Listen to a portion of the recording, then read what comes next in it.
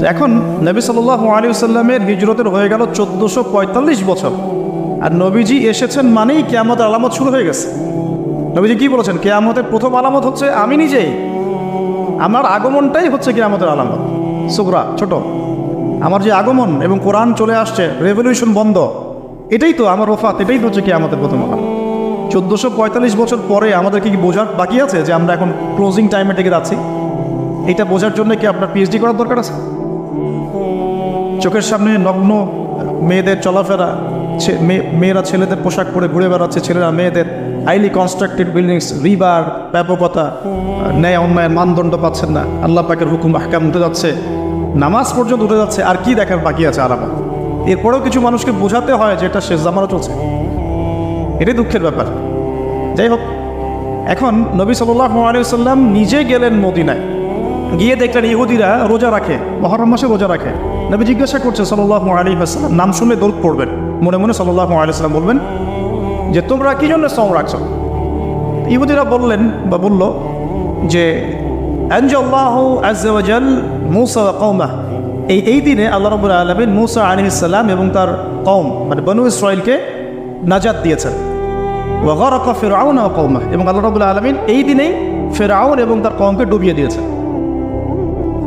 এই দিনে আল্লাহ রাব্বুল আলামিন মূসা আলাইহিস সালাম আর ফিরআউনকে মূসা আলাইহিস সালাম এবং তার সাথীদেরকে উদ্ধার করেছেন, ফিরআউন এবং তার দলবলকে ডুবিয়ে দিয়েছেন। কোন সাগরে? লোহিত সাগরে। এই জন্যে শুকরিয়া স্বরূপ মূসা আলাইহিস সালাম সওম রেখেছেন, এই জন্য আমরাও সওম রাখি। তখন নবী সাল্লাল্লাহু আলাইহি ওয়াসাল্লাম বললেন যে নাহনু আহাক ওয়া আউলা বিমূসা মিনকুম, আমরা মানে উম্মতে মুহাম্মাদি, আমরা তোমাদের চাইতে মূসা আলাইহিস সালামের অনেক বেশি হকদার। এই জন্য আমরা এই 10ই মুহররম সওম রাখি, আশুরার দিন। আর নবীজি বললেন তোমরা খালিফুল ইয়াহুদ, তোমরা ইহুদিদের বিরোধিতা করো। তাই তিনি বলছেন আমি আগামী বছর বেঁচে থাকলে 9 তারিখ বা 11 তারিখ আরও একটা সওম বেশি রাখবো। তার মানে আমরা আমাদের আমল পাচ্ছি এই মাসে বেশি বেশি সওম রাখা, স্পেশালি 9, 10, 11 পারলে এই 3টা সওম রেখে দাও। যদি এটাও না করতে পারি অ্যাটলিস্ট 10 সওম রাখা। কী হবে? নবী সাল্লাল্লাহু আলাইহি ওয়াসাল্লাম বলছেন আহতাসিবু ইনদাল্লাহ, আল্লাহর কাছে আমি আশা করি যে আইয়ুকাফিরু আস-সানাতাল্লাতী ক্বাবলা, এই একটা সওম রাখলে আল্লাহ রাব্বুল আলামিন আপনার আমার 1 বছর বিগত জীবনের সমস্ত গুনাহ মাফ করে দেবেন ইনশাআল্লাহ। স্কলাররা বলেন যেটা সগীরা গুনাহ, আমি এই ব্যাখ্যা করতে চাচ্ছি না। আল্লাহর কে জানে, আল্লাহ পাক যদি তাকে তৌফিক দেন সে যদি তওবা করে তার কবিরা গুনাহ তো আল্লাহ মাফ করতে পারেন না? আচ্ছা, তাহলে আমরা আমাদের আমল দুটো পেয়ে গেলাম। 1, এই মাসে নর্মালি বেশি বেশি সওম রাখবো। 2, 9, 10, 11 সওম রাখবো। যদি এটাও না করতে পারি কমপক্ষে 10ই মুহররম অবশ্যই সওম রাখবো ইনশাআল্লাহ। আল্লাহ পাক তৌফিকের আয়াত করুন। এখন আসুন, এই মাসে আরও একটা আমল নবীজি বলেছেন, যদিও এই হাদিসটা সম্পর্কে ইমাম তিরমিজির কিতাবে আছে, হাদিসটা একটু গরীব, কিন্তু আমি ফজিলতের স্বার্থে কথাটা বলছি। নবী সাল্লাল্লাহু আলাইহি ওয়াসাল্লাম বলেছেন, সাহাবী এসে জিজ্ঞাসা করছেন যে এই মাসে আমি বেশি বেশি সওম রাখবো, ফজিলতটা কি? নবী করিম সাল্লাল্লাহু আলাইহি ওয়াসাল্লাম বলছেন যে এই মাসে আল্লাহ রাব্বুল আলামিন বিগত অনেক সম্প্রদায়ের তওবা কবুল করেছিলেন। সুবহানাল্লাহ, এই মাসে আল্লাহ পাক বিগত অনেক সম্প্রদায়ের তওবা কবুল করেছেন এবং আগামীতেও অনেকের তওবা কবুল করবেন ইনশাআল্লাহ। তো তার মানে আমরা বুঝলাম আমাদের আরেকটা আমল এই মাসে বেশি বেশি, এই তো মাশাআল্লাহ, বেশি বেশি তওবা ইস্তিগফার করা। এখন আসুন আমি ইস্তিগফারের আপনাদেরকে 2-3টা দোয়া শেখাই দেই ছোট্ট করে। 1 নাম্বার, যারা একটু পড়াশোনা করেন মাশাআল্লাহ তারা এইটা পড়বেন, সাইয়্যিদুল ইস্তিগফার। সাইয়্যিদুল ইস্তিগফার আমার সাথে বলবেন, আল্লাহুম্মা আনতা রাব্বি লা ইলাহা ইল্লা আনতা খলাকতানি আনা আবদুক ওয়া আনা আলা আহদিক ওয়া ওয়া'দিকা মাসতাতা'ত আউযু বিকা মিন শাররি মা সানা'ত আবুউ লাক বিনি'মাতিকা আলাই ওয়া আবুউ বিযানবি ফাগফিরলি ফাইন্নাহু লা ইয়াগফিরু যুনুবা ইল্লা আনতা। এই যে আমরা গত লেকচারে বলেছিলাম যে আমাদের ইবাদতগুলো অন্তঃসার শূন্য হয়ে যাচ্ছে এই কারণে, বিকজ আমরা অর্থটা বুঝি না। এই যে দোয়াটা আপনি করলেন, নবী সাল্লাল্লাহু আলাইহি ওয়াসাল্লাম বলেছেন যে এই দোয়া পড়ার পরে যদি কেউ সকালে পড়ে রাত্রের আগে মারা যায় জান্নাতে চলে যাবে। রাতে পড়ে সকালের আগে ইন্তেকাল করলে জান্নাতে চলে যাবে। তো কি পড়লাম? আল্লাহ পাক বলছেন, নবী সাল্লাল্লাহু আলাইহি ওয়াসাল্লাম বলছেন আল্লাহুম্মা, হে আল্লাহ, আনতা রব্বি, আল্লাহ তুমি আমার রব, খলাকতানি, তুমি আমাকে সৃষ্টি করেছো, আনা আবদুক, আমি তোমার বান্দা, আনা আলা আহদিকা, আমি তোমার সাথে যে অঙ্গীকার করেছি এর উপরে আছি, মাস্তাতা থাকার চেষ্টা করছি, আমি সাধ্যমতো থাকার চেষ্টা করছি। আবুউল্লাহি বিনিআমাতিকা আলাইহি, আমার উপরে আমার যে উপরে তুমি যে নিয়ামত দিয়েছো আল্লাহ, এগুলো আমি স্বীকার করছি। হে আল্লাহ, তুমি আমার উপর যত নিয়ামত দিয়েছো আমি স্বীকার করছি। ও আবুউ বিযামবি, আমার যত গুনাহ আল্লাহ সব স্বীকার করছি। এভাবে যদি বান্দা আল্লাহর কাছে দোয়া করে, আল্লাহ মাফ করুন না, সুবহানাল্লাহ, ফাগফিরলি, আল্লাহ আপনি আমাকে মাফ করুন, ফাইন্নাহু লা ইয়াগফিরু যুনুবা ইল্লা আনতা, এখন আপনি ছাড়া যুনুব কেউ ক্ষমা করতে পারেন। ব্যাস এভাবে বুঝে এটা যদি না পড়েন অ্যাটলিস্ট এতটুকু, আস্তাগফিরুল্লাহ আল্লাযী লা ইলাহা ইল্লা হুয়াল হাইয়ুল কাইয়্যুম ওয়া আতুবু ইলাইহি, এইটুকু। আর এটাও যদি না পড়েন, না পড়াটা একটু লজ্জার যদিও বা, তাও যদি না পড়েন তাহলে বলবেন আস্তাগফিরুল্লাহ ওয়া আতুবু ইলাইহি, আস্তাগফিরুল্লাহ ওয়া আতুবু ইলাইহি। আসুন তাহলে আমরা কাজগুলো পেয়ে গেলাম। এখন আসুন আমরা কেন রোজা রাখছি। নবী করিম সাল্লাল্লাহু আলাইহি ওয়াসাল্লাম এখানে উদ্দেশ্যটা বলছেন, এই দিনে কি করা হয়েছে, মুসা আলাইহিস সালাম এবং তার কওমকে নাজাত দেওয়া হয়েছে, ফেরাউন তার কওমকে ডুবিয়ে দেওয়া হয়েছে। এই তো এই রোজার সাথে কিন্তু হুসাইন রাদিয়াল্লাহু আনহুর কারবালার শাহাদাতের কোনো সম্পর্ক নাই। এটা একটা আকীদা পরিষ্কার করে নেবেন। হুসাইন রাদিয়াল্লাহু আনহুর কারবালার ঘটনা হয়েছে নবী সাল্লাল্লাহু আলাইহি ওয়াসাল্লামের ইন্তেকালের 60 বছর পরে। শরীয়ত ক্লোজ হয়ে গেছে না নবী সাল্লাল্লাহু আলাইহি ওয়াসাল্লাম ইন্তেকালের সাথে সাথে, নাকি আরও শরীয়ত আসবে? শরীয়তের কোনো নতুন বিধান কি এর পরেও চালু করা যাবে? এই দিনে অনেক ঘটনা ঘটেছে, এই ঘটনাগুলোর সম্পর্কে কিছু দুর্বল বর্ণনা আছে বিধায় আমি বলছি না পাবলিকলি। বলা হচ্ছে এই দিনে নূহ আলাইহিস সালামের কিস্তি, ওই যে কিস্তি প্লাবনে ভেসে ভেসে এই দিনে যদি পাহাড়ে এসে নোঙর পড়েছে, এরকম অনেক ঘটনা। এই দিনে মুসা আলাইহিস সালামকে নাজাত দেওয়া হয়েছে, এই দিনে ফেরাউনকে ডুবিয়ে দেওয়া হয়েছে, এরকম অনেক ঘটনা আছে। কিন্তু এই দিনে রোজা রাখার উদ্দেশ্য হচ্ছে এই নাজাতে মুসা। এইটা হুসাইন রাদিয়াল্লাহু আনহুর শাহাদাতের কষ্টে রাখছি না আমরা, ওইটা আমাদের জন্য আরেকটা জায়গা, ওই জায়গাটা নিয়ে আমি পরে কথা বলছি। যে হুসাইন রাদিয়াল্লাহু আনহুর শাহাদাত, ওইটা থেকে শিক্ষাটা, ঘটনাটা এই 10 মুহররমে ঘটে গেছে। এটা আল্লাহ পাকের তাকদিরে ছিল, এই দিনেই ঘটনাটা ঘটে গেছে। এই ঘটনা ঘটার আগেই নবী সাল্লাল্লাহু আলাইহি ওয়াসাল্লাম রোজা রাখতেন, এমন না যে এই ঘটনা ঘটার পরে সাহাবীরা রোজা রাখা শুরু করেছেন। ব্যাপারটা কি তাই না? মূল জিনিসটা বুঝি, তারপর হুসাইন রাদিয়াল্লাহু আনহুর শাহাদাতের দিকে যাবো ইনশাআল্লাহ। আমরা দোয়া করি আল্লাহ পাক আমাদের সবাইকে হুসাইন রাদিয়াল্লাহু আনহুর মতো সাহস, কারেজ দান করুন, তাদের মতো বীরত্বপূর্ণ ঈমান দান করুন, এবং জুলুমের বিরুদ্ধে তার মতো দাঁড়িয়ে যাওয়ার মানসিকতা দান করুন। আল্লাহ পাক সারা দুনিয়া থেকে এজিদদেরকে ধ্বংস করুন, এবং রাসূল সাল্লাল্লাহু আলাইহি ওয়াসাল্লামের কলিজার টুকরা নাতি হুসাইন রাদিয়াল্লাহু আনহুকে আল্লাহ পাক জান্নাতের উচ্চ মর্যাদা দান করুন। তো এখানে দেখুন, মুসা আলাইহিস সালামের নাজাতের সাথে আশুরার ঘটনা জড়িত। আর একটা কথা আমি বলে দিই, মুসা আলাইহিস সালাম, তার কওম, ফেরাউন এবং শেষ জামানা দাজ্জাল, জেরুজালেম, ইহুদি, এদের সবার সাথে একটা যোগসূত্র আছে। একটু বোঝার চেষ্টা করবেন। আবার বলছি, রোজাটা রাখছি আমরা আশুরার স্মৃতিতে, ওই স্মরণে। এই আশুরার দিন, এর ঘটনা, মুসা আলাইহিস সালামের কওম, ফেরাউন, বনু ইসরাইল, এখনকার জেরুজালেম, জিউসদের উত্থান, শেষ জামানা, এই প্রত্যেকটা বিষয় কানেক্টেড আছে।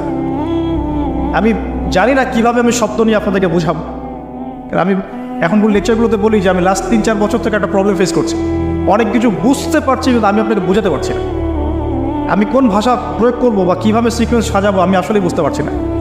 বিশ্বাস করেন, এগুলো শুধু বাইরের কথা বললাম, ভিতরে এমন অনেক কথা আছে যার 30 থেকে 40% আমি বলতে পারছি, বাকি 60% কথা আমি বলতে পারছি না। এখন আপনি ইন্টেলেকচুয়াল অডিয়েন্স হয়ে বুঝে নিয়েন যে কেন বলতে পারছি না, কী কারণে, এটা আপনাদেরকে বুঝে নিতে হবে। তো এখন দেখুন প্রিয় ভাইয়েরা, একটু আমার দিকে খেয়াল করুন। নবী মুসা আলাইহিস সালাম, কোরআন আপনি খুলবেন, 44টা জায়গায়, কয়টা জায়গা? 532টা আয়াত আছে। সুবহানাল্লাহ, 44টা জায়গায় 532টা আয়াতে আল্লাহ রাব্বুল আলামিন মুসা ফেরাউন আমাদেরকে বলেছে। কোরআন কাদের জন্যে? আচ্ছা, আমাদেরকে এই ঘটনাটা বারবার বলার কি কারণ? আল্লাহ পাক কেন এতবার করে মুসা আলাইহিস সালাম আর ফেরাউনের ঘটনা আমাদেরকে বলছেন? কারণ কি? আমাদের উম্মার সাথে তার কি সম্পর্ক হচ্ছে নবী সাল্লাল্লাহু আলাইহি ওয়াসাল্লামের সোনালী যুগ যেটা, সেটা চলে যাওয়ার পরে এই ফিতনার যুগে সারা বিশ্ব জুড়ে নতুন নতুন ফেরাউনদের উদ্ভব হবে ইনশাআল্লাহ। হয়েছে কি হয় নাই? এবং এটা চিরায়ত পরিণতি। আল্লাহ পাক এই এতবার করে 532 বার এই মানুষদেরকে ফেরাউনের গল্প কেন শোনাচ্ছেন? যাতে ফেরাউনের পরিণতি সম্পর্কে এরা সচেতন হয়, যাতে ওরাও ফেরাউনের পরিণতি সম্পর্কে সচেতন হয়। কে ফেরাউন? তার নাম রেমেসিস II। রেমেসিস, তো ফেরাউন কোনো নাম নয়, এটা একটা রাষ্ট্রীয় পদ, ঠিক আছে? তো তার একটা নাম ছিল, আমি নামটা এই মুহূর্তে স্কিপ করে ফেলছি, সম্ভবত আল্লাহ মাফ করো, আমি নামটা বলে গেছি। তো রেমেসিস II হচ্ছে তার একটা নাম, আরেকটা নাম আছে, আল্লাহ মাফ। তো কি কারণে সে ফেরাউন হলো? কেন তাকে ফেরাউন বলা হচ্ছে? এক, দেখুন, ইউযাববিহুনা আবনাআকুম ওয়া ইস্তাহয়ুনা নিসাআকুম। মুসা আলাইহিস সালামের কওমের বনু ইসরাঈলের ছেলেদেরকে মেরে ফেলছে, মেয়েদেরকে জীবিত রাখছে। সারা বিশ্ব জুড়ে তোমরা কি মুসলমান ছেলেদেরকে মেরে ফেলছো না? এখন আমরা তাদেরকে বলতে চাই, মেসেজ দিতে চাই, সারা বিশ্ব জুড়ে নব্য ফেরাউনরা মুসলিম ছেলেদেরকে মেরে ফেলছে না, এখন মেয়েদেরকে জীবিত রাখছে না? এদেরকে মেসেজ দেওয়া হচ্ছে 532 বার, এদেরকে মেসেজ দেওয়া হচ্ছে। কে ফেরাউন? যে বলছে আনা রব্বুকুমুল আ'লা, আমি তোমাদের মহান রব। সারা ওয়ার্ল্ড যারা চালাচ্ছে তারা এই দাবি প্রত্যক্ষভাবে না করলেও পরোক্ষভাবে ঠিকই করছে। ওয়ার্ল্ডের কতগুলো জায়গা আপনি দেখবেন যে অবনত চিত্তে আল্লাহ পাকের হুকুমের সামনে মাথা পেতে নিচ্ছে। কয়টা জায়গায় আল্লাহ পাকের সুপ্রিম লসগুলোকে এস্টাবলিশ করা হচ্ছে। আর এটাকে ইনডাইরেক্টলি আপনি চ্যালেঞ্জ করছেন, আল্লাহ পাকের কিতাবকে আপনি ইনডাইরেক্টলি চ্যালেঞ্জ করছেন। এবং এটা আপনি সরাসরি না বললেও, যে আমি মহান রব নই, এ কথা সরাসরি না বললেও আপনার কাজে এটা প্রমাণ করছেন। আল্লাহ পাকের সমস্ত আহকাম, হুকুম, ইসলামিক বিধানগুলোকে উঠিয়ে দিয়ে জাহেলিয়াত প্রতিষ্ঠা করছেন, শিক্ষাক্ষেত্রে, সাংস্কৃতিক ক্ষেত্রে, অর্থনৈতিক ক্ষেত্রে, ইভেন পলিটিক্যাল ক্ষেত্র। তাহলে এটা কি ফেরাউনের আচরণ নয়? এটা কি ফেরাউনের আচরণ নয়? ফেরাউন কাকে বলে? ফেরাউনের ডেফিনেশন কি আসলে? তাকে একটার পর একটা নিদর্শন দেখানো হয়েছে, 9টা নিদর্শন, 9টা দেখানো হয়েছে। আপনি সূরা তাহা পড়ুন, কসাস পড়ুন, পাবেন 9টা নিদর্শন। এতগুলো নিদর্শন আয়াত দেখার পরেও ফেরাউন ঈমান নিয়ে আসে নাই। তো এখন সারা ওয়ার্ল্ডে যারা আছে, বড় বড় ফেরাউন, নমরুদ, আজার, এদের সামনে নিদর্শনের অভাব আছে? এরপরেও কি তারা ইসলাম কবুল করছে, আত্মসমর্পণ করছে? ইসলামের উপর এত আক্রাসন, এত মানে ম্যাসাকার্ড অবস্থার পরেও ইসলামকে দিন দিন কমছে না পারছে? নিদর্শন মুসলিমদের উপরে এত সাংস্কৃতিক আগ্রাসন, শিক্ষাক্ষেত্রে আগ্রাসন, অর্থনৈতিক আগ্রাসন, পলিটিক্যাল আগ্রাসন, এরপরেও কি মুসলিমরা কমেছে না বেড়েছে? নিদর্শন। সারা বিশ্বে পর্দা কত কথা, তারপরে পশ্চিমরাই এখন পর্দা করছে, নিদর্শন, ওরাই এখন পর্দা দিকে আসছে। প্রতিটা জায়গায় আপনি দেখুন, শিক্ষা থেকে উঠাই দিচ্ছেন ইসলাম, কিন্তু তারপরেও মানুষ মাদ্রাসা দিকে আসছে, তারপরেও দিন দিন মানুষ কোরআন শিখছে, তারপরেও দিন দিন মানুষ হাদিস শিখছে। আমরা সংস্কৃতির নামে নগ্নতা, বেহায়াপনা ছড়িয়ে দিচ্ছে, তারপরেও দেখুন দিন দিন মানুষ আবার আল্লাহর দিকে ফিরে আসছে। যুব সমাজকে নাস্তিক বানানোর জন্য কত কি না করলাম আমরা, কত কি যে করলাম যুবদিকে নাস্তিক বানানোর জন্য, কিন্তু তারপরেও ইয়াংদের একটা বড় অংশ দিন দিন ইসলামের দিকে ফিরে আসছে। আলহামদুলিল্লাহ। দেখুন এখনও কিন্তু ফেরাউনদের সামনে নিদর্শন যাচ্ছে। সবচেয়ে বড় কথা, তারা আল্লাহ পাকের অথরিটি, আমরা সভরেন্টি বলি যেটাকে, এইটা দাবি করেছিল ফেরাউন।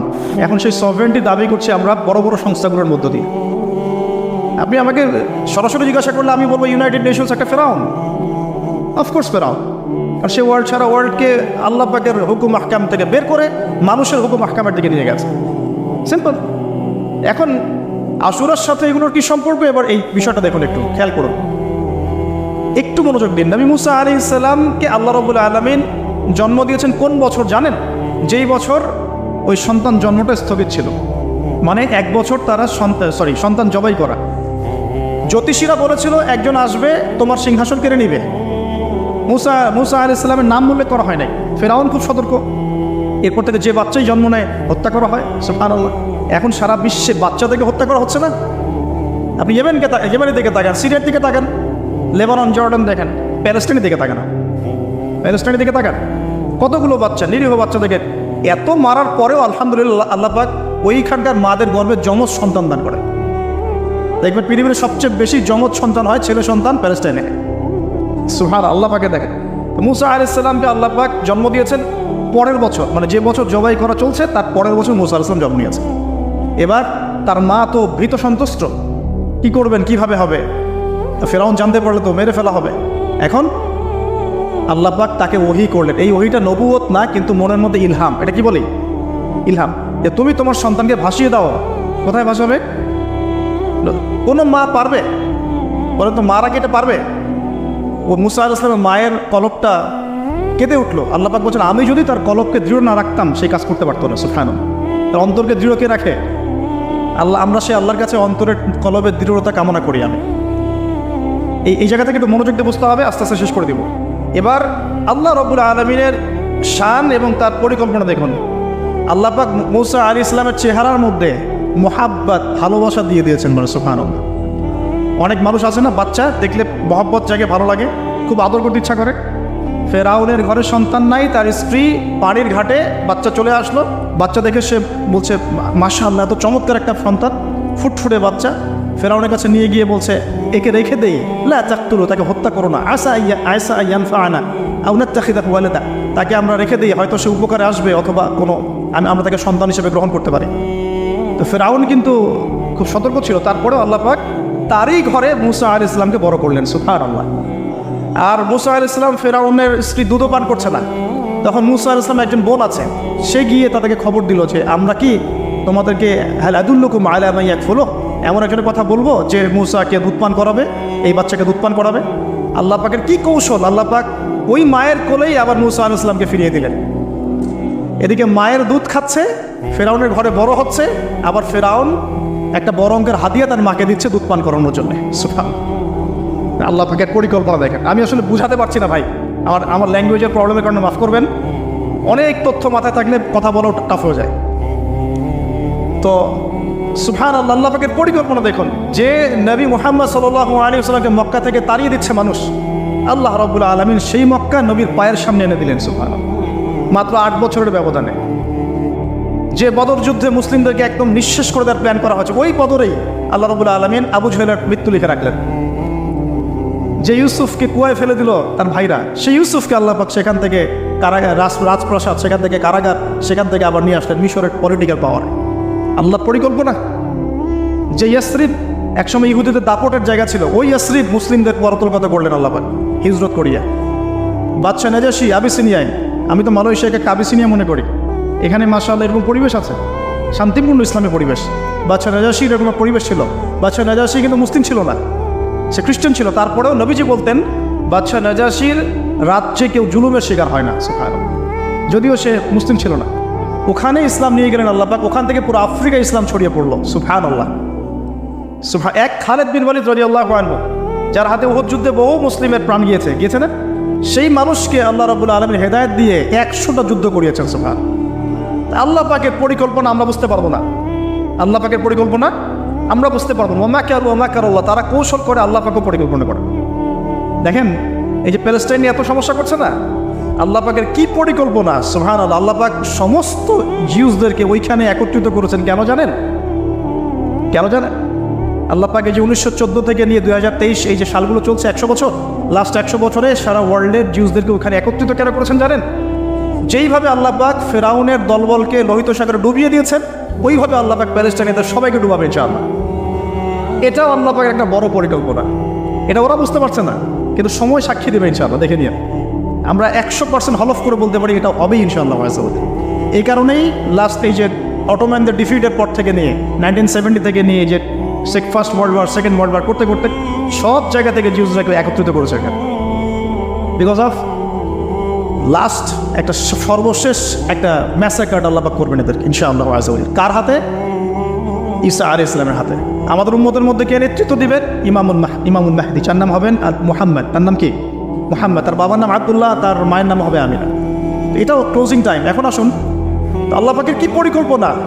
যৌবনকালটা আল্লাহ পাক মুসা আলাইহিস সালামকে ফেরাউনের ঘরেই কাটালেন, এবং আল্লাহ পাক মুসা আলাইহিস সালামকে দুটো গুণাবলী দিয়ে বড় করলেন। দুটো গুণাবলী মনে রাখবেন। এক হচ্ছে কওয়ী, তিনি শক্তিশালী ছিলেন, ফিজিক্যালি অনেক শক্তিশালী ছিলেন। আমিন মানে বিশ্বস্ত ছিলেন, কওয়ীউল আমিন।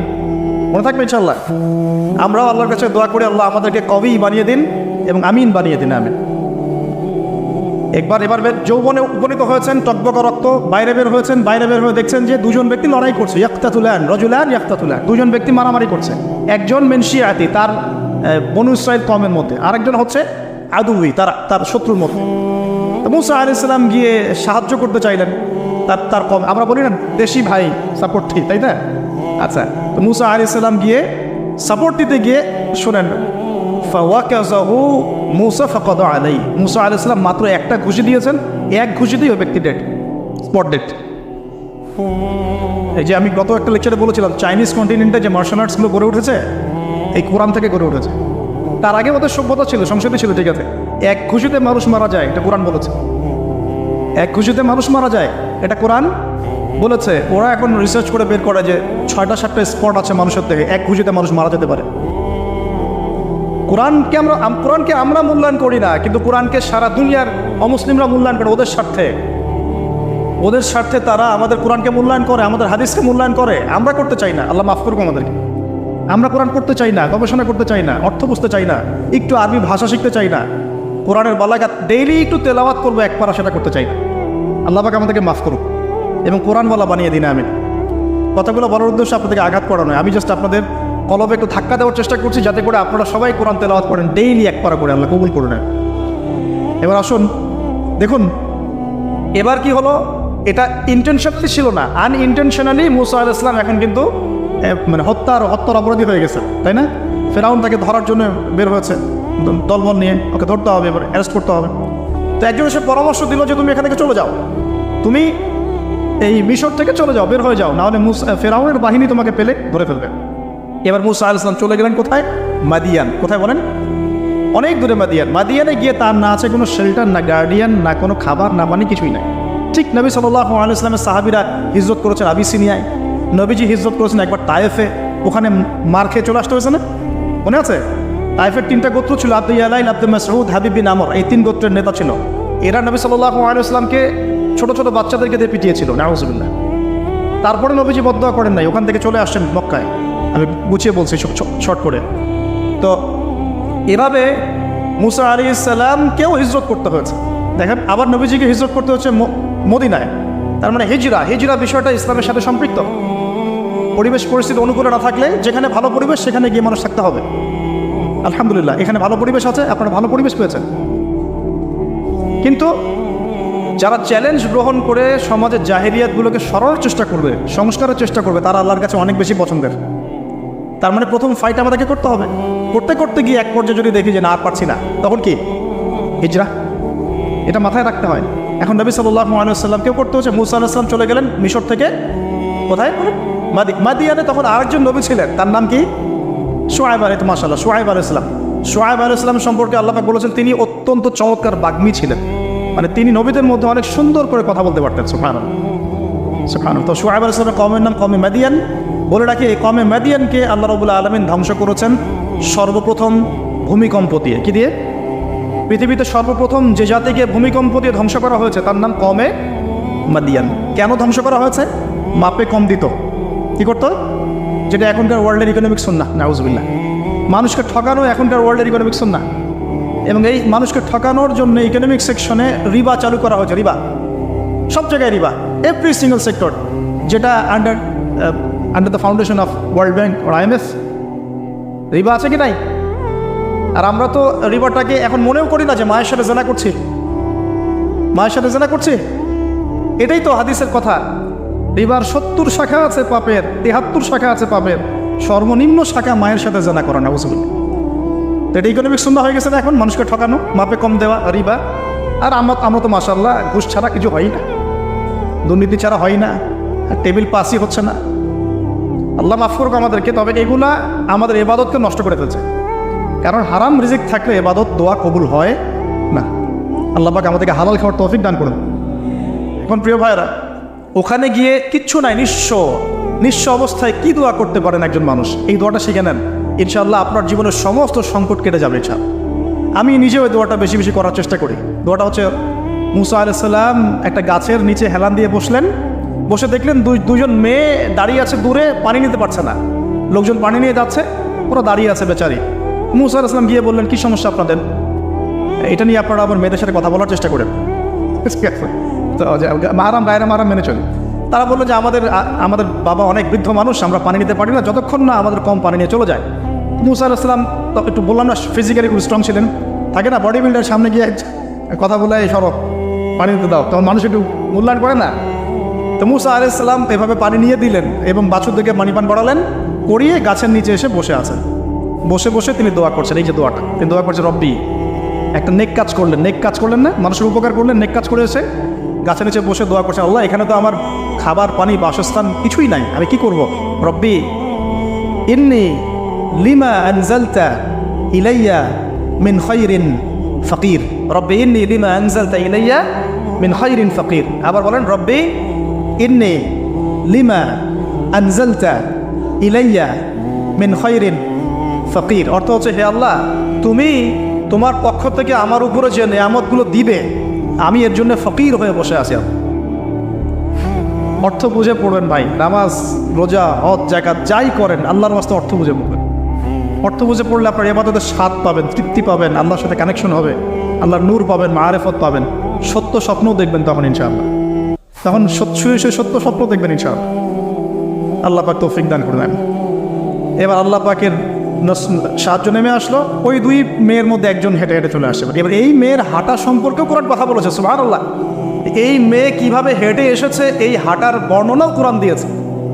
কোরআন বলেছে এই মেয়ে হেঁটে আসছে লাজুক পায়ে। কি পায়ে? এখন আপনি এই পুরো ওয়ার্ল্ডের মেয়েদের হাঁটা দেখেন, লজ্জা আছে? তাহলে মেয়েদের সাথে লজ্জা একটা গভীর সম্পর্ক আছে। এই মেয়ের প্রশংসা আল্লাহ পাক কোরআনে করলেন, লাজুক পায়ে লাজুক ভঙ্গিতে অবনত নয়নে সে হেঁটে আসলো। এখন আপনি গেলে যান, গোটু খেয়ে আপনাদের টুইন টাওয়ারে যান, দেখেন সবার হাঁটা চলো দেখেন। হায়া লজ্জার কোনো বালাই আছে এখানে? আমি গত লেকচারে বলেছিলাম যে আদম আলাইহিস সালাম এবং হাওয়া আলাইহিস সালাম, ইবলিস তাদের সাথে প্রথম যে আচরণ করেছে ওই ফল খাওয়ানোর পরে, সেটা কি? তাদের গা থেকে পোশাক খুলে পড়ে গেছে। মানে নগ্ন করে দিয়েছে আমাদের পিতামাতাকে, মহাবিশ্ব নগ্ন করে দিয়েছে কে? ইবলিস। এখন এই পৃথিবীতে আমরা যারা নগ্নতার চর্চা করছি তার কার এজেন্ট আমরা বুঝতে বাকি আছে? আমার কথা কি বুঝতে পারছেন কি না? এই কানেকশন মেলানোর চেষ্টা কর, ডটসগুলো মেলানোর চেষ্টা করে সামনে যাই। প্রিয় ভাই, এই মেয়ে এসে বলছে আমার বাবা আপনাকে ডাকেন, আমার বাবা আপনাকে ডাকছেন। তিনি গেলেন, বাবা শুআয়ব আলাইহিস সালাম। তখন এক বোন ইনডাইরেক্টলি বাবাকে বোঝাচ্ছে যে বিয়ে শাদী দিলে ভালো হয়।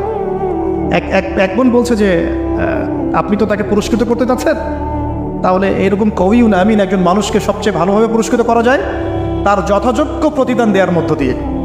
তো মেয়ের ইশারা বাবা বুঝেছেন, তিনি নিজের এক মেয়ের সাথে মুসা আলাইহিস সালাম বিয়ে দিলেন, সুবহানাল্লাহ।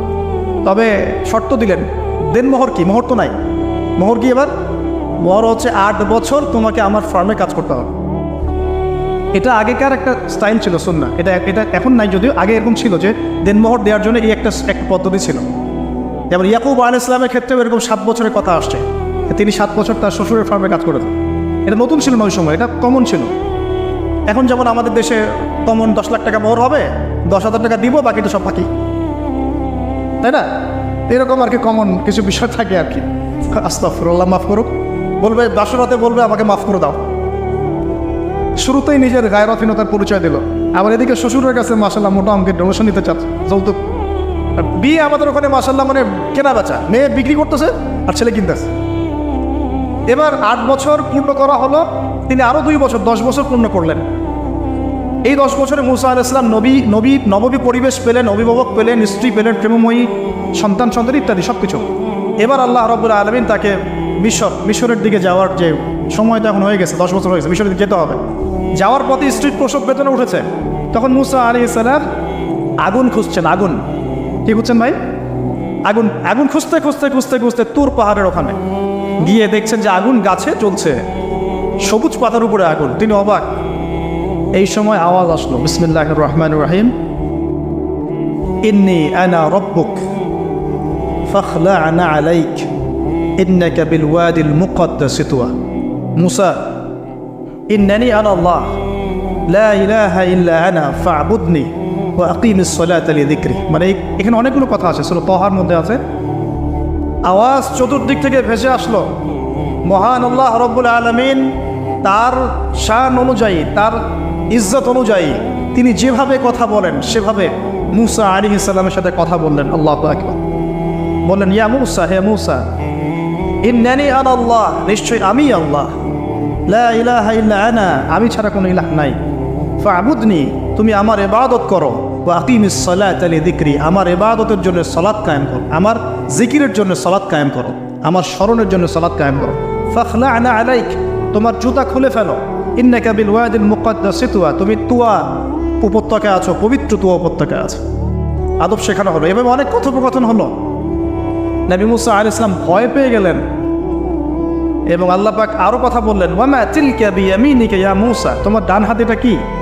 মুসা আলাইহিস সালাম বলছেন, ক্বালা হিয়া আসায়া আতাওয়াক্কাউ আলাইহা ওয়া আহুশু বিহা আলা গনামি ওয়া লিয়া ফিহা মাআরিব উখরা, এটা তো আমার লাঠি, এটা দিয়ে আমি ডালপালা পারি, আমার ওই যে গবাদি পশু চড়াই।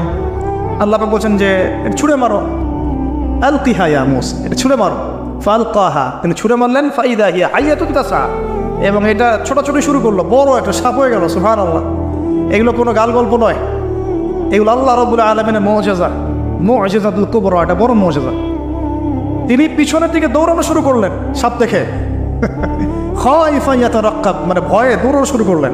আল্লাহ পাক বলছেন, লা ইয়াখাফু লাদাইনাল মুরসালিন, আমার কাছে রসুলগণ ভয় পায় না, তুমি ভয় পেও না, তুমি ওটাকে ধরো পিছন থেকে, সেটা আবার লাঠি হয়ে যাবে। পিছন থেকে হাত দেওয়া হলো, লাঠি হয়ে গেল। সুবহানাল্লাহ। এবার বলছে যে তুমি তোমার বগলের নিচে হাত ঢুকাও। মুসা আলাইহিস সালাম বগলে হাত ঢুকালেন, বের করলেন, হাত থেকে টর্চ লাইটের মতো আলো বের হওয়া শুরু। এটা দ্বিতীয় নিদর্শন। কেন দেওয়া হলো নিদর্শন? এবার আল্লাহ পাক তার দায়িত্বটাকে বলছেন, তোমাকে নিদর্শনগুলো কেন দিলাম, তোমাকে মনোনীত কেন করলাম, কেন তোমাকে মনোনীত করলাম মুসা, তোমার কাজটা কি? তোমার কাজ এখন এইটা, ইযহাব ইলা ফিরআউনা ইন্নাহু তাগা, তুমি ফিরআউনের কাছে যাও। ফিরআউন সীমা লঙ্ঘন করেছে, মনে আছে ফিরআউনের কথা? সীমা লঙ্ঘন করেছে। তখন মুসা আলাইহিস সালাম তার অপারগতা প্রকাশ করছেন এভাবে, তিনি বলছেন, আল্লাহ, আমার তো জিহ্বায় জড়তা আছে, আর আমি তো ওখানে এক ব্যক্তি, আমার খুনের অভিযোগ আমার কাঁধে, আমি এখন কিভাবে কি করবো আল্লাহ? তখন আল্লাহ রাব্বুল আলামিন বলছেন, এই দোয়াটা করো। কোন দোয়া? মুসা আলাইহিস সালাম বললেন, রব্বি ইশরাহ লি সাদরি, হে আল্লাহ, আমার বক্ষ প্রশস্ত করো, ওয়াসসির লি আমরি, আমার কাজকে সহজ করে দাও, ওয়াহলিল উকদাতাম মিন লিসানি, আমার জিহ্বার সমস্ত জড়তা দূর করে দাও, ইয়াফকাহু কাওলি, যাতে মানুষ আমার কথা বুঝতে পারে। আর আমার সাথে আমার পরিবারের মধ্যে যিরুম মিন আহলি, আমার পরিবারের মধ্যে একজন ওজির আমাকে দাও, সাথী। হারুন আখি, আমার ভাই হারুনকে দান কর। সুবহানাল্লাহ। তা হারুন আলাইহিস সালামকে নবুয়ত দেওয়া হলো, দুজনকে আল্লাহ পাক এখন বলছেন, ইযহাবা ইলা ফিরআউন, তোমরা দুজন এখন ফিরআউনের কাছে যাও। ফাইন্নাহু তাগা ফাকুলা লাহু কাওলান লাইয়িনা, তবে তাকে গিয়ে কর্কশ ভাষায় কথা বলবে না, নরম স্বরে কথা বল। দায়ীদের এখানে সুন্নাহ, দায়ীদের জন্য শিক্ষা আছে, দায়ী আলেম যারা মুবাল্লিগ তাদের শিক্ষা আছে। ফিরআউনের সামনে গিয়ে দাওয়াত দিলেও কীভাবে দিতে হবে? ফাকুলা লাহু কাওলান লাইয়িনা, নম্রভাবে কথা বলো। লাআল্লাহু, কেন নম্রতার সাথে? লাআল্লাহু ইয়াতাযাক্কারু আও ইয়াখশা, হয়তোবা নম্রতা প্রদর্শন করলে সে উপদেশ গ্রহণ করতে পারে, অথবা সে আল্লাহকে ভয় করতেও পারে। আল্লাহ পাক তো আগে থেকে জানেন সে ঈমান আনবে না, তারপরেও আমাদের আদব শেখাচ্ছেন আল্লাহ পাক এখানে। তারা দুজন চলে গেলেন, দাওয়াত দিলেন। ফিরআউন মশকরা করছে, ওয়ামা রব্বুকুম ইয়া মুসা, তোমাদের দুজনের রব আবার কে? হ্যাঁ, মুসা আলাইহিস সালাম বোঝাচ্ছেন, রব্বি আল্লাযী, আমার রব সেই রব যিনি জীবিতকে মৃত করেন, মৃতকে জীবিত করেন, ইত্যাদি। মানে যার হুকুম ছাড়া একটা গাছের পাতাও নড়ে না, যিনি মাটি থেকে সব উৎপন্ন করেন, বৃষ্টি বর্ষণ করেন, সব বুঝালেন। ফিরআউনের বক্তব্য তখন এটাই ছিল, তোমাদের কাছে কি কোনো নিদর্শন আছে, কোনো আয়াত নিদর্শন আছে? হ্যাঁ, নিদর্শন আছে। কি? লাঠি ছুঁড়ে মারলেন, সাপ হয়ে গেল। এখন ফিরআউন বলছে, এটা তো জাদু, এটা কি? আমার জাদুকররা ওটা পারে, জাদুকরটাকে ডেকে না হলো, জাদুকররাও লাঠি ছুঁড়ে মারলো, সাপ হয়ে যাচ্ছে। কিন্তু এই বড় সাপ ওদের সব সাপকে খেয়ে ফেললো। তখন ফিরআউন কিন্তু ভয় পেয়ে গিয়েছিল। এরপরেও এই হাত বের করে আলোর এই নিদর্শন দেখানো হলো, তাওহীদের দাওয়াত দেওয়া হলো, ফিরআউনকে ভয় করতে বলা হলো, ফিরআউনকে সতর্ক করা হলো যে আমার রব, আপনার রব, সবার রব হচ্ছেন আল্লাহ। সব কিছু বোঝানো হলো, কিন্তু ফিরআউন এই কোনো কথাই গ্রহণ করলো না। এরপরে সে বনু ইসরাঈলকে ডিভাইড অ্যান্ড রুল করলো। ডিভাইড অ্যান্ড রুল মানে ওদেরকে ভাগ করতো এবং রুল করতো, ঠিক যেটা এখনকার গ্লোবাল অ্যাফেয়ার্সে করা হচ্ছে। ডিভাইড অ্যান্ড রুল, আমাদেরকে তারা ভাগ করে দিয়েছে, আমাদের পুরো কমিউনিটি, গ্লোবাল মুসলিম কমিউনিটিকে তারা ভাগ করে দিয়েছে এবং রুল শাসন করছে। এবং কারো গায়ে আঘাত লাগলে আরেকজন গিয়ে সেই ব্যথা নিরসন করতে চায় না, বরং অপেক্ষা করে, আমার গায়ে তো আর আসে নাই, তার গায়ে আসছে। ঠিক আছে, ব্যাপারটা এটা শুধু গ্লোবাল অ্যাফেয়ার্স না, এটা সবখানে একটা রাষ্ট্রের ভিতরেও ঢুকে গেছে। ওই ভাইকে বলছে, বলুক, আমাকে তো আর কিছু বলে নাই, ওকে গায়েব করে ফেলুক, আমাকে তো আর কিছু করে নাই, ও ভিতরে গেছে, আমাকে তো কিছু বলে নাই। এই আচরণের কারণে আস্তে আস্তে আস্তে আস্তে মুসলিমদের শক্তি সব সংকুচিত হয়ে আসে। এটা নতুন কোনো বিষয় না, ফিরআউনের সুন্নত এটা, ডিভাইড অ্যান্ড রুল, যেটা ব্রিটিশরা করে গেছে সারা ওয়ার্ল্ডে। সুবহানাল্লাহ, দেখুন সব কিছু ওরা কোরআন থেকেই নিচ্ছে মনে হচ্ছে আমার কাছে। এখন একটা দুইটা না, নয়টা পরীক্ষা ফেরাউনকে করা হলো। মুসা আলাইহিস সালাম যখন বলেন, দোয়া করেন, তখন গজব উঠে যায়। ফেরাউন তখন এসে বলে যে ঠিক আছে, তুমি দোয়া করো, তাহলে আমরা বনু ইসরাইলকে ছেড়ে দিব। যখনই মুসা আলাইহিস সালাম দোয়া করে, গজব উঠে যায়, সে আর বনু ইসরাইলকে ছাড়ে না। এখন এভাবে 9টার বর্ণনা আসছে। একবার আসছে পঙ্গপালের শাস্তি, একবার আসছে ব্যাঙের শাস্তি, একবার আসছে মহামারীর শাস্তি, একবার আসছে উকুনের শাস্তি, একবার রক্তের নদী। এরকম 9টা আযাব আল্লাহ পাক দিয়েছেন কাদেরকে? এই ফেরাউনের সম্প্রদায়। সর্বশেষ, আমি লম্বা করলাম না, সর্বশেষ যেটা হয়েছে, কারণ আমি কনক্লুশনে কিছু পয়েন্ট বলবো। সবশেষে যেটা হলো 20 বছর, কত বছর? প্রায় 20 বছর জুলুম করলো ফেরাউন দাওয়াত পাওয়ার পরে। প্রায় 20 বছর। দাওয়াত পাওয়ার আগের কথা তো বাদ, ইসলামের দাওয়াত পাওয়ার প্রায় 20টা বছর সে বনু ইসরায়েলকে এভাবেই টর্চার করতে থাকলো। 9টা নিদর্শন আসলো, কোনোটাই সে গ্রহণ করলো না। এবং সর্বশেষ তার কল ছিল যে আমি ছাড়া তোমাদের কোনো রব আছে এটা আমি জানি না, নাউজুবিল্লাহ। এবং সূরা নাবার মধ্যে আল্লাহ বলেছেন যে ফেরাউন বলেছিল আনা রব্বুকুমুল আ'লা, আমি তোমাদের মহান রব, নাউজুবিল্লাহ। এই ছিল ফেরাউনের শেষ স্টেটমেন্ট। এবার মুসা আলাইহিস সালাম বনু ইসরায়েলকে নিয়ে চলে যাচ্ছেন মিশর থেকে। ফেরাউন দলবলে ধাওয়া করছে, সামনে সাগর আর পিছনে ফেরাউনের বাহিনী। মুসা আলাইহিস সালাম এখানে বনু ইসরায়েলকে নিয়ে একটা রিম রক বলি আমরা, যেটা পাহাড়ে উঠতে সামনে যেতে না পারে, পিছনে যেতে না পারে, এরকম একটা অবস্থা। এই সময়ে মুসা আলাইহিস সালামের গোত্রের কিছু মানুষ বলেছিল যে ইয়া মুসা ইন্না লামুদরাকুন, হে মুসা আমরা তো ধরা পড়ে গেলাম, আমরা মনে হয় ধরা পড়ে গেলাম। এই অবস্থাতে মুসা আলাইহিস সালাম বলেছিলেন, একটু বোঝার চেষ্টা করেন, পিছনে ফেরাউনের বিশাল বাহিনী, সামনে সমুদ্র, যাওয়ার কোনো জায়গা নাই, একদম কোনো জায়গা নেই, খালি চোখে কোনো জায়গা দেখা যাচ্ছে না। ওই সময় খালি চোখে, বাহ্যিক চোখ দিয়ে কোনো উপায় দেখা যাচ্ছে না। বাহ্যিক চোখে ওই সময় কোনো উপায় দেখা যাচ্ছে না নিষ্কৃতির, নাজাতের। ঠিক এখন সারা ওয়ার্ল্ডে বাহ্যিক চোখে মুসলিমদের নাজাতের কোনো পথ দেখা যাচ্ছে না। বাহ্যিক চোখ দিয়ে কি করবে মুসলিমরা? খালি পড়াশোনা করবে, না কমিউনিটি করবে, না জিহাদ করবে, নাকি তাগুতের এগেনস্টে লড়বে? কি করবে মুসলিমরা? নাকি সারাদিন বসে বসে মসজিদে তাসবিহ টিপবে, নামাজি পড়বে? কি করবে মুসলিমরা? বাহ্যিক চোখ দিয়ে এখানেও কোনো ফয়সালা দেখা যাচ্ছে না। তখন আল্লাহ রাব্বুল আলামিন মুসা আলাইহিস সালামকে একটা পরীক্ষাও নিলেন। একজন বলছে ইন্না লামুদরাকুন, আমরা ধরা পড়ে গিয়েছে। মুসা আলাইহিস সালাম তখন বলছেন দৃঢ় চিত্তে, কাল্লা কাল্লা, কখনো না, ইন্না রব্বি মা'ইয়া সায়াহদিন, নিশ্চয়ই আমার রব আমার সাথে আছেন, তিনি আমাকে পথ দেখাবেন। সুবহান। আজকেও মুসলিমদের সারা ওয়ার্ল্ড ওয়াইড এই চেতনাই থাকা উচিত যে কাল্লা, কখনো না। আল্লাহ ইন্না রব্বুনা মা'ানা, নিশ্চয়ই আমাদের রব আমাদের সাথে আছেন, তিনি আমাদেরকে পথ দেখাবেন ইনশাআল্লাহ। এই পথে আমরা চাই ইহদিনাস সিরাতাল মুস্তাকিম, তাই না? সিরাতাল্লাযীনা আন'আমতা আলাইহিম গায়রিল মাগদুবি আলাইহিম ওয়ালাদ-দাল্লিন। এই বাস, যখন আপনি পুরো দমে আল্লাহর উপর তাওয়াক্কুল করে ফেলবেন, তখনই তো আল্লাহ রাব্বুল আলামিনের নুসরা নেমে আসবে। বদরের মাঠে নবী সাল্লাল্লাহু আলাইহি ওয়াসাল্লাম হাত তুলে দোয়া করছে, আল্লাহ এই 313 জন মুসলিম যদি আজকে শেষ হয়ে যায়, ইসলামের নাম নেওয়ার কেউ থাকবে না। দোয়া করতে করতে চাদরটা পর্যন্ত পড়ে গেল।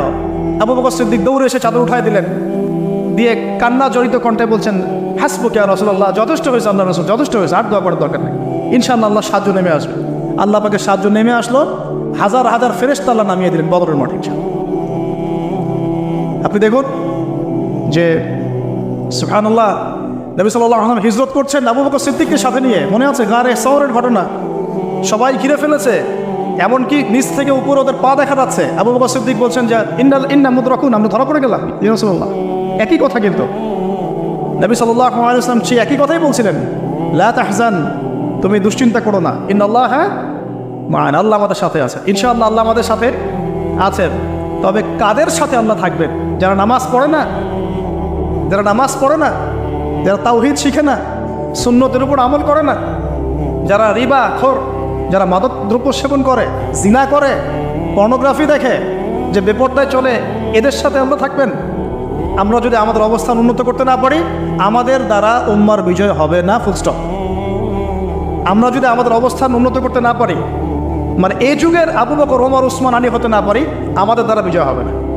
আপনি যত টাকা ঢালেন না কেন, যত বড় সংগঠন করেন না কেন, যত পলিটিক্যাল অ্যাফেয়ার্স ডিল করেন না কেন, যতক্ষণ এ যুগের আবু বকর, ওমর, ওসমান, আলী আমরা হতে না পারছি, আমাদের হাতে বিজয় আসবে না। প্রথম কাজটা এখানে ভাই, প্রিয় ভাইয়েরা, রাগ করছে নাকি কথায়? আমাদের প্রথম কাজটা এখানে, ফ্যান্টাসির কোনো মূল্য নাই এখন। I was show down, show off, fantasy, online, Facebook, কিচ্ছু নাই। বিশ্বাস করে গেলে কিচ্ছু না, কিচ্ছু হবে না এগুলো দিয়ে। কনস্ট্রাকটিভ কাজ না থাকলে, ইমান, আমল, তাওহীদ, সুন্নাহ, সেরকম জজবা, সেরকম ইউনিটি, আল্লাহর পথে মাল খরচের প্রেরণা, মুসলিমদেরকে সহযোগিতা করার বড় মানসিকতা, একটা ব্রড মাইন্ডের চিন্তা ভাবনা, এগুলো না থাকলে কখনো সম্ভব না। এখানে সাহায্য নেমে আসছিল না? ওই গারে শহরে কি তারা ধরা পড়েছিলেন? লা তাহজানিনাল্লাহু মা'ানা, ভয় পেও না, আল্লাহ আমাদের সাথে আছেন। আল্লাহ কি সাথে ছিলেন না? ঠিক একই কথা মুসা আলাইহিস সালাম বলছেন, কাল্লা, কখনো না, ইন্না রাব্বি মা'ইয়া সাইয়াহদিন, আমার রব আমার সাথে আছেন, আমার রব আমার সাথে আছেন, তিনি আমাকে পথ দেখাবেন ইনশাআল্লাহ। বলার সাথে সাথে মনে আছে ওই যে নমরুদ যখন ইব্রাহিমকে ফেলে দিচ্ছে আগুনে, জিবরিল আমিন এসে বলছেন, হাজাতুকা ইনদি, আপনার কোনো প্রয়োজন আছে আমার কাছে? ইব্রাহিম আলাইহিস সালাম আগুনে পড়তে পড়তে বলছেন, হাসবি আল্লাহ ওয়া নি'মাল ওয়াকিল, আল্লাহ আমার জন্য যথেষ্ট, তিনিই আমার উত্তম অভিভাবক, দরকার নেই। বলার সাথে সাথেই ইয়া নার কুনি বারদান ওয়া সালামান আলা ইব্রাহিম, এই আগুন ঠান্ডা হয়ে যাবে। আমার বান্দা আমাকে ডেকেছে, তার কোনো পথ নাই চোখের সামনে খোলা, এখন আমার বান্দা আমাকে ডেকেছে, আমার উপর ফরজিয়াত আমার বান্দাকে এখন সাহায্য করা, এটা আমার হক, আমার বান্দাকে সাহায্য করা। ওয়া কানা হাক্কান আলাইনা নুনজিল মুমিনিন, আমার হক হচ্ছে, আল্লাহ বলছেন আমার হক মুমিন বান্দাদেরকে নাজাত দেওয়াটা আমার হক। সুবহানাল্লাহ। তাহলে ওই যে সাহায্য এসেছে ওই নমরুদের ওখানে আগুন পরীক্ষায়, একই সাহায্য আসছে গারের শহরে, বদরের মাঠে, উহুদে, খায়বারে, খন্দকে, এই সাহায্য নেমে আসতো মুসা আলাইহিস সালামের কাছে। কি সাহায্য? লাঠি ছুঁড়ে মারো, 12টা, একটা দুইটা 12টা রাস্তা হয়েছে, সাগর ভাগ হয়েছে। এটা কি আসলেই পসিবল? এখনকার সায়েন্সকে এটাকে পেনিট্রেট করতে পারবে? আমরা তো সায়েন্সকে ইলা বানিয়ে নিয়েছি। ও যখন কিছু বলে হ্যাঁ, আমরা বলি হ্যাঁ, ও বলে না, আমরা বলি না। বিশ্বাস করেন? ও যখন সায়েন্স যখন কোনো কিছুকে বলে হ্যাঁ এটা ঠিক, আমরা বলি ঠিক ঠিক ঠিক। যখন সায়েন্স বলে এটা বেঠিক, আমরা বলি না বেঠিক বেঠিক। আমরা কুরআন হাদিসকে সায়েন্স দিয়ে মূল্যায়ন করছি। সুবহানাল্লাহ। এখন নামাজ পড়তে গেলে মানুষ সায়েন্টিফিক ব্যাখ্যা খোঁজে, রোজা রাখা সায়েন্টিফিক ব্যাখ্যা খোঁজে।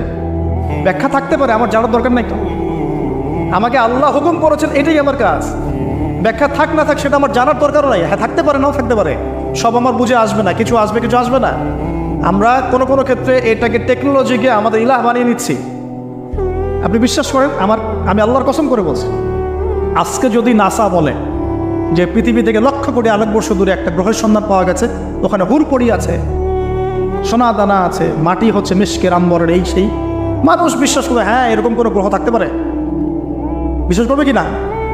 অনেস্টলি বলেন। আল্লাহ পাক কোরআনে 1400 বছর আগে বলেছেন, তার আগের ধর্মগ্রন্থেও বলেছেন জান্নাত আল্লাহ সৃষ্টি করেছেন। মানুষ বিশ্বাস করে না। নাস্তিকরা বলে, টিটকারি মারে নাস্তিকরা, মৌলবাদীরা, মোল্লারা কি বলে, এই যুগে এগুলো বিশ্বাস করে মানুষ? নাউযুবিল্লাহ। নাসা যদি বলে বহু দূরে একটা গ্রহ আছে বিশাল বড়, ওখানে একটা পাথর ফেললে নিচে যেতে 70,000 বছর সময় লাগবে, মানুষ বলবে হ্যাঁ এমন কোনো গ্রহ থাকতে পারে। নাম দিয়ে দিবে একটা XYZ dot dot dot dot, দিল একটা কিছু, এরকম নাম হয় না, KLR এর কিছু নাম দিয়ে দিল একটা। তো আল্লাহ পাক জাহান্নামের কথা বলছেন, মানুষ বিশ্বাস করে না। তো প্রিয় ভাইয়েরা, এই জায়গায় সায়েন্স ব্যাখ্যা করতে পারবে না। 12টা রাস্তা হয়ে গেছে, 12টা গোত্র পার হয়ে গেল, ফেরাউন দলবল নিয়ে পার হতে চাচ্ছে, আল্লাহ রাব্বুল আলামিন ওই জায়গায় ডুবিয়ে দিলেন। সুবহানাল্লাহ। ডোবার সময় ফেরাউন ঈমান এনেছিল, এটা অনেকে আমরা জানি নাকি? ডোবার সময় ফেরাউন বলছে আমানতু বিরাব্বি হারুন ওয়া মূসা। এই জায়গা থেকে আমি কনক্লুশন দিকে যাব, একটু মনোযোগ দেন। ফেরাউন বলছে আমানতু বিরাব্বি হারুন ওয়া মূসা, কখন বলছে? ডোবার সময়। ওই সময়ে ফেরেশতারা তার মুখে কাদা নিক্ষেপ করছিলেন, এটা হাদিস আসছে। কারণ কাফের, ফাসেক, জালেম, এরকম মুনাফিক মৌতের সময় ফেরেশতারা মুখের উপরে প্রচণ্ড জোরে আঘাত করতে থাকে। আল্লাহ আমাদেরকে হেফাজত করুন। পিঠের পিছনে, চেহারায়, কপালে। সূরা মুহাম্মদ পড়ে দেখুন, ইয়াদরিবুনা উজুহাহুম ওয়া আদবারহুম। ফেরাউনকে এই কাজ করা হচ্ছিল, কিন্তু তখনও জিবরিল আমিন, তখনও তিনি একটু কনসিয়াস, যদি এখন আল্লাহ তার তওবা কবুল করে ফেলে। সুবহানাল্লাহ। তাহলে আমরা কেন তওবা করতে দেরি করছি? আজকে থেকে জীবনটাকে ঢেলে সাজাবো ইনশাআল্লাহ। আল্লাহ তৌফিক দান করুন। নিজের জীবন, নিজের ছেলে মেয়েদের জীবন, নিজের পরিবারের জীবন, আমাদের সমাজের জীবন, এবং বড় স্বপ্ন দেখবো, আল্লাহর জমিনে দিন কায়েম করব, তারপর মরবো ইনশাআল্লাহ। আল্লাহ কবুল করুন, আমিন।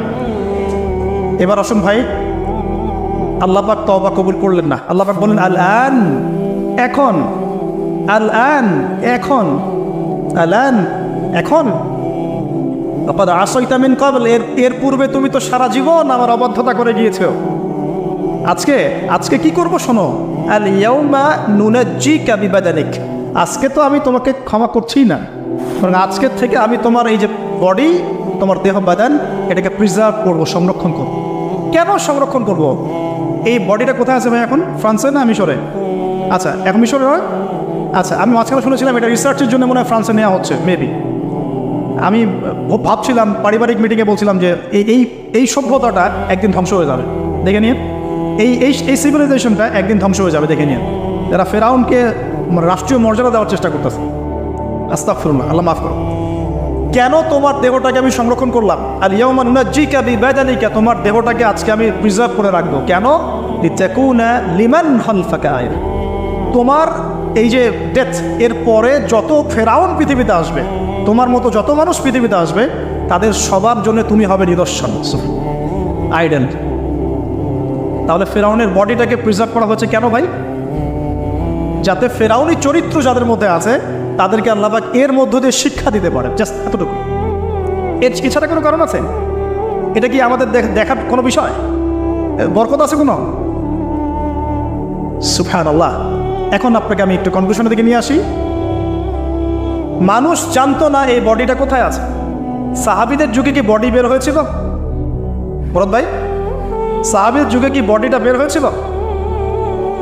তাবেঈনদের যুগে, 4 ইমামের যুগে, ইমাম বুখারী, মুসলিম, তিরমিজি, নাসাই, ইবনে মাজাহ, আবু দাউদ, তাদের যুগে, উমাইয়া খেলাফত 93 ইয়ার্স, আব্বাসীয়দের সময় প্রায় 550 বছর। এই 550 বছরও আসছিল? আসে নাই। ফাতেমি সাম্রাজ্য চলে গেছে, কর্ডোবার ইসলামিক সাম্রাজ্য চলে গেছে, মোগলদের সময় চলে গেছে, এই তো আফগানদের সময় চলে গেছে, ইভেন অটোমান এম্পায়ার, এই যে উসমানীয় খেলাফত, আর্তুগরুল গাজীর ছেলে উসমানের হাত দিয়ে, এই যে প্রায় কত বছর, প্রায় তো এটা 500 বছর মতো হবে না, 500 বছর প্লাস মাইনাস। এই সময়গুলো, এই যে প্রায় আমরা 1445 হিজরি কথা বললাম, আপনি 1300 হিজরি, 1300 প্লাস হিজরিতে আপনি এই বডিটা পাবেন না। আমরা দেখি নাই, বিশ্ববাসী দেখে নাই। ইংরেজি কত সনে এটা আবিষ্কৃত হলো, কে উদ্ধার করলো, কোথেকে আসলো? আমি ছোটোখাটো ভাঙাচোরা গবেষণা করে দেখেছি 1897 সালের দিকে এটা হয়েছে, পাওয়া গেছে 1897 সালের দিকে। আর এটাকে প্রিজার্ভ করে আরও প্রমাণ করা হয়েছে। প্রমাণ করতে সময় লেগেছে, এটা সেই রেমেসিস টুয়েরি মমি, এটা সময় লেগেছে আরও প্রায় 10-15 বছর, প্রায় 1912 সাল ধরা হয়। 1912 সাল থেকে এটা প্রমাণিত হয়েছে এটাই সেই ব্যক্তির মমি। ব্যক্তি ফেরাউন, যে এই পৃথিবীর সবচেয়ে বড় কাফের, সবচেয়ে বড় জালেম, সবচেয়ে বড় ফাসেক, সবচেয়ে বড় মুনাফিক, সবচেয়ে বড় আল্লাহদ্রোহী। আর আল্লাহ পাক তাকে কেন রেখেছেন? লিতাকুনা লিমান খালফাকা আয়া, যাতে তুমি তোমার পরবর্তীদের জন্য নিদর্শন হতে পারো। That's all. তাহলে আমরা পেলাম কবে? 1897 অথবা প্লাস মাইনাস 1912। এখন আপনাকে আমি বলি 1912-এর পর থেকে সারা ওয়ার্ল্ডে কী হয়েছে দেখুন। 1912, 1917-এর পর থেকে সারা ওয়ার্ল্ডে কী হয়েছে আপনি খেয়াল করবেন। অটোম্যানদের খেলাফা gone case, first world war Ottoman খেলাফা গন, চলে আসলো নতুন একটা রেভলিউশন, ইউরোপিয়ান রেভলিউশন। আমি বলি যে the first group of গগ and ম্যাগগ, specially আমি স্পেসিফিকলি বলি না, বলি যে এদের মধ্যে ইয়াজুজ আর মাজুজের খাসলত আছে। আমি বলছি না এরাই ইয়াজুজ মাজুজ, এই কথাটা আমি বলছি না। আমি বলছি এদের মধ্যে মাস্ট বি, অবভিয়াসলি 100% ইয়াজুজ মাজুজের খাসলত আছে, চরিত্র আছে। এবং এই হাদিসটা আমার ইয়াকিন হয়ে গেছে আপনাদের কে এলে এসে, যখন আমি ওই 21 নিচে বসে কফি খাচ্ছিলাম, আমার ইয়াকিন হয়ে গেছে যে এদের মধ্যে ইয়াজুজ মাজুজের খাসলত আছেই আছে। পরে আমি হাদিসটা আপনাদেরকে শোনাবো শেষে, পরে শোনাবো। এবার শোনেন, এই 1917 থেকে আপনি দেখবেন খেলাফা কন, নতুন revolution come from European civilization. আচ্ছা, তারপরে এই 1970 থেকে দেখবেন আপনি প্যালেস্টাইন গন, জেরুজালেম গন। আর মুসা, ফেরাউন, এর সাথে বনু ইসরায়েলের সম্পর্ক আছে কিনা? আর বনু ইসরায়েলের সাথে আমাদের সম্পর্ক আছে কিনা? নবী সাল্লাল্লাহু আলাইহি ওয়াসাল্লাম ইন্তেকালের কয়েকদিন আগ পর্যন্ত তিনি বলেছিলেন যে ইহুদিদেরকে আমার জাজিরাতুল আরব থেকে বের করে দিবে, বলেছিলেন কিনা? বনু কুরাইজা, বনু কাইনুকা, বনু নাজির, যাদের কথা বললাম, সবার সাথে যুদ্ধ হয়েছে কিনা? খায়বারের যুদ্ধ, আলী রাদিয়াল্লাহু আনহু ফাতহ হয়েছে কিনা? তাদের সাথে আমাদের কি মিউচুয়াল সম্পর্ক ছিল না কনফ্লিক্ট ছিল? এবং সবচেয়ে বেশি শত্রুতা কারা পোষণ করেছিল আমাদের প্রতি?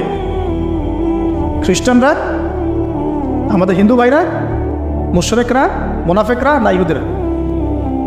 মিলাতে পারবেন আপনি?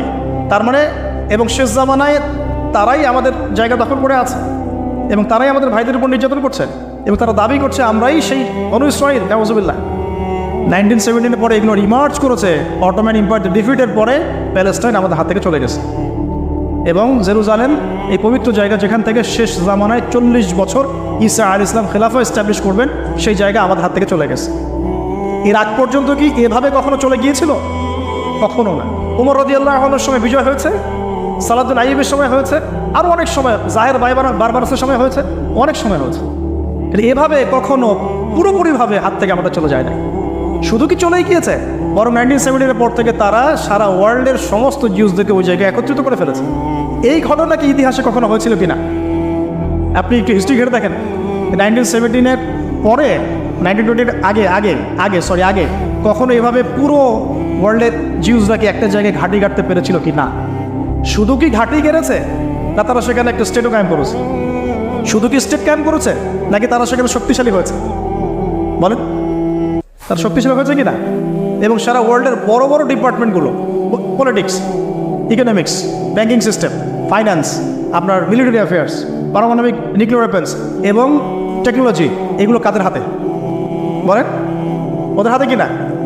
এই যে আল্লাহ সুবহানাহু ওয়া তাআলার এইভাবে হয়তো পরিকল্পনা, ওই যে বললাম 1920 আর 1897 এই সময়ের মধ্যেই সারা ওয়ার্ল্ডে একটা রেভলিউশনও ফর্ম করেছিল। এর নাম জায়নিস্ট মুভমেন্ট। এর নাম কি? Zionist movement. এই জায়নিজমটা উত্থান হয়েছে এই 1897 সময় থেকেই, যখন ফেরাউনের মমি পাওয়া গেছে তখন থেকে। আর ফেরাউনকে কাদের জন্য নিদর্শন বলা হচ্ছে? জালেমদের জন্য। আর এরা সারা বিশ্বে জুলুম করছে। অতএব ফেরাউনের এই বডিটা এই পুরো সম্প্রদায়ের জন্য একটা বড় নিদর্শন হয়ে আছে এখন পর্যন্ত। এবার লাস্ট এই 17 থেকে আপনি 2023 পর্যন্ত হিসেব করে দেখেন, কনক্লুশন বলি, হিসেব করে দেখবেন আমরা আমাদের খিলাফা হারিয়ে ফেলেছি। মুসলিম উম্মাকে বিটস অ্যান্ড পিসেস অনেকগুলো কান্ট্রিতে ভাগ করে দেওয়া হয়েছে।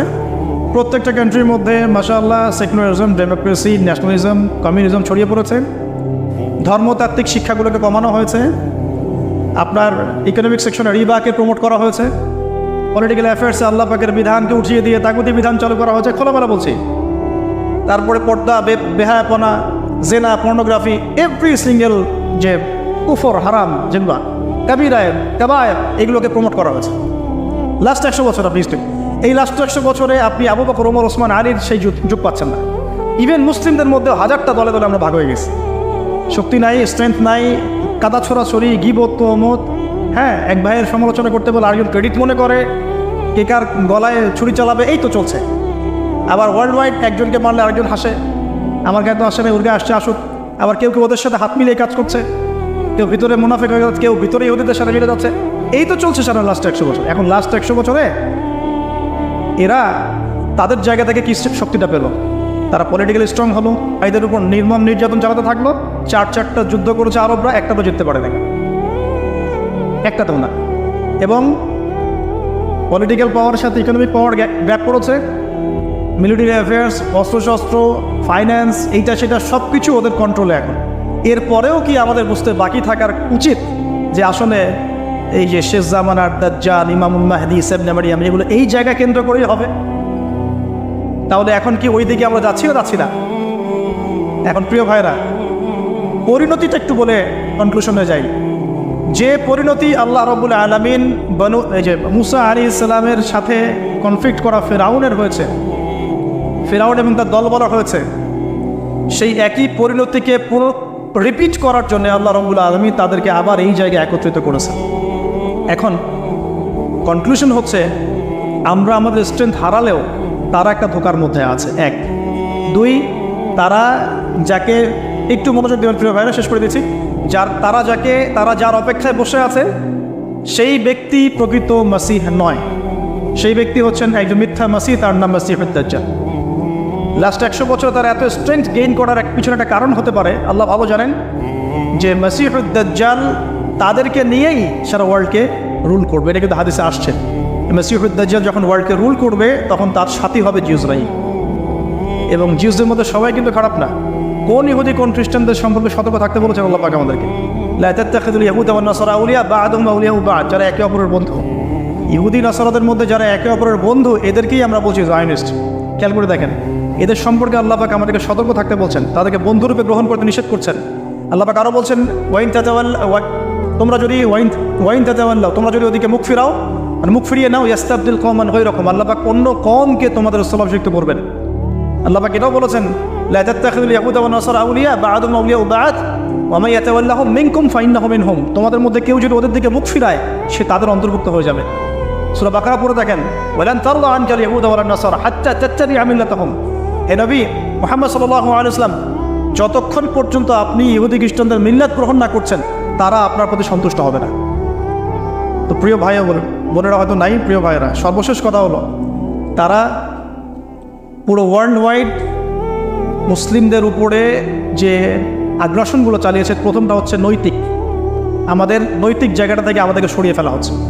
ইমানের ঘাটতি, প্রবলেমসগুলো বলছি, ইমানের ঘাটতি, নৈতিক স্থল, মানে আমরা অধঃপতন বলি যেটা, আমাদের মধ্যে ডিভাইডেশন, আমাদের পলিটিক্যাল অ্যাফেয়ার্স থেকে সরে আসা, আমাদের ইকোনমিক স্ট্রেন্থগুলো কমে যাওয়া, আমাদের পরিবারগুলোর ভাঙন, আমাদের প্রজন্ম গড়ার ক্ষেত্রে আমরা ব্যর্থ হয়েছি, আমাদের নতুন নতুন প্রজন্ম করতে ব্যর্থ হয়েছে।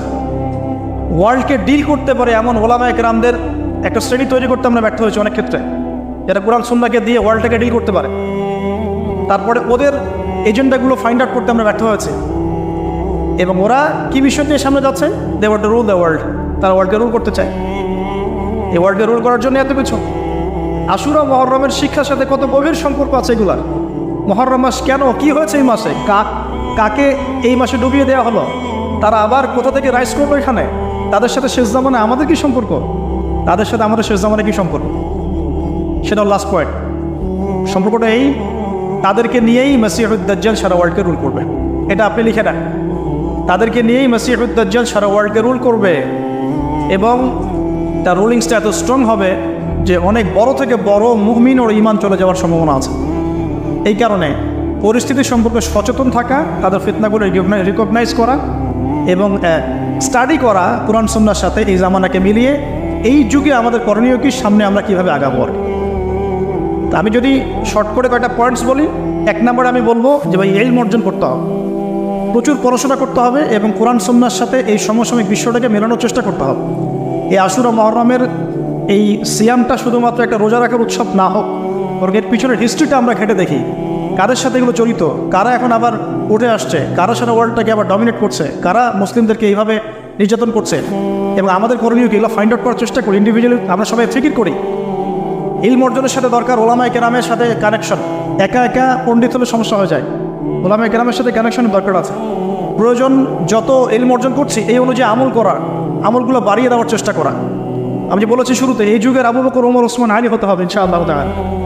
প্রয়োজন হালাল রিজিক, হারাম রিজিকের দিকে না যাওয়া, পর্দাটাকে শক্ত করে ধরার চেষ্টা করা, পারিবারিক মূল্যবোধ ঠিক করার চেষ্টা করা, মুসলিম কমিউনিটিগুলোর মধ্যে হৃদ্যতা, ভালোবাসা বাড়ানোর চেষ্টা করা, ওয়ার্ল্ড সম্পর্কে সচেতন থাকা এবং কখন কী পদক্ষেপ নেওয়া উচিত এটা ভাবতে থাকা। এবং যখন দাওয়া দিব, আমরা সবাই দাওয়াতি কাজ করব, পার্ট টাইম হলেও সবাই দাওয়াতি কাজ করব, এবং দাওয়াটা শুধুমাত্র প্রোটেস্ট্যান্ট ভার্সন অফ ইসলামের দাওয়াত হবে না, পুরো টোটাল ইসলামের দাওয়াতটা আমাদেরকে দিতে হবে। ইসলামের তাওহীদ থাকবে, সুন্নত থাকবে, শিরিক বিদআত সব থাকবে, আপনাকে তাগুত কুফরও বুঝতে হবে, আপনাকে জিহাদ ইকামতে দিনও বুঝতে হবে, পুরো বিষয়গুলোই থাকবে দাওয়াতের অংশ ইনশাআল্লাহ। এরপরে আমাদের যদি প্রজন্ম আমরা তৈরি করতে পারি, নিজেরা সচেতন হতে পারি, ইয়াং জেনারেশনকে বোঝাতে পারি ইনশাআল্লাহ, তখন আশুরার এই স্মৃতিগুলো সার্থক হবে ইনশাআল্লাহ।